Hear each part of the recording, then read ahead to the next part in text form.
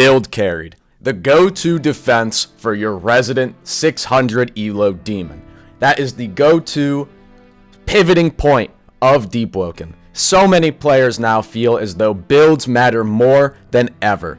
And I won't lie, chat, Sway had the answers. The Godseekers had the answers. While there are builds that are inherently better than others, in a perfect 1v1 instant scenario in a chime match, if you are the better player, most times you will win.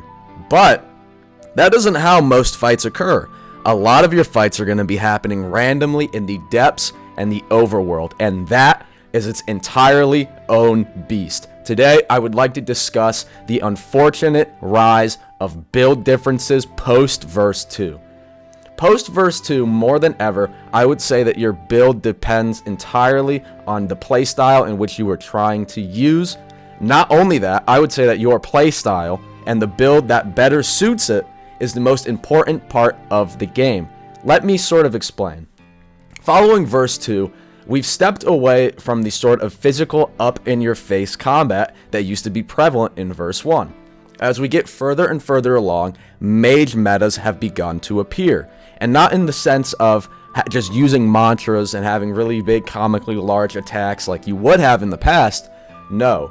The mage meta, even though it has the mage word in the name, is more about your playstyle. It's about zoning. It's about keeping your distance. It's about long-range attacks. It's about essentially cheesing your opponent with massive particle effects that they can't really see.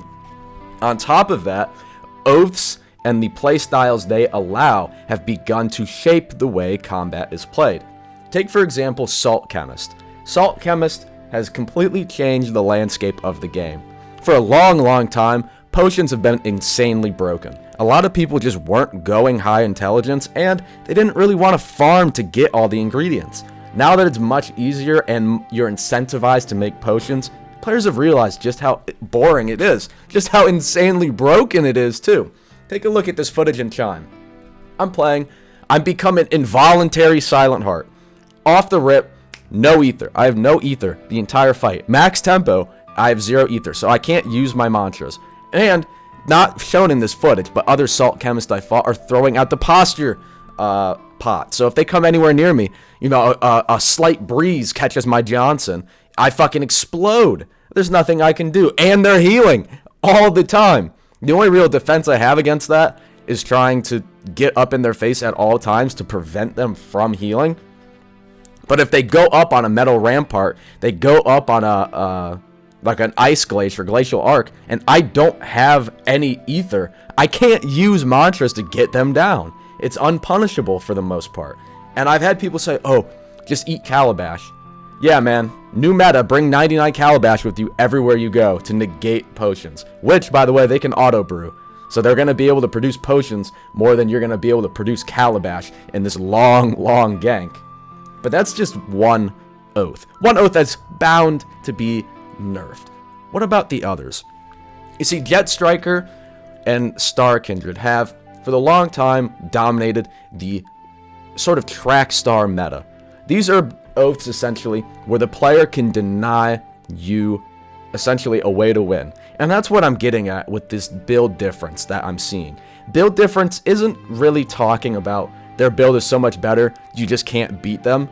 Build difference more relates to they take away your ability to play the game. In the sense of Salt Chemist, they don't let you have ether, they don't let you have posture, they don't let you essentially punish them, they can heal while you can't. What that's doing, it's taking away your ability to fight them properly. Let's look at track star builds. Take example of this footage here in the depths.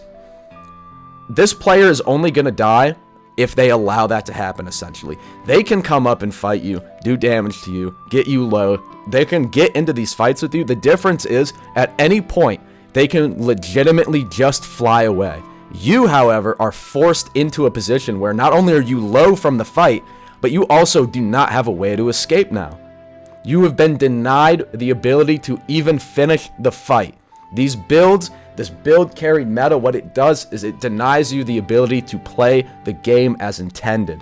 Not necessarily that they're just better than you in PvP, more that the mechanics of the game are abused in a way with their build that it denies you the ability to not only have fun, but also use your build to its fullest potential.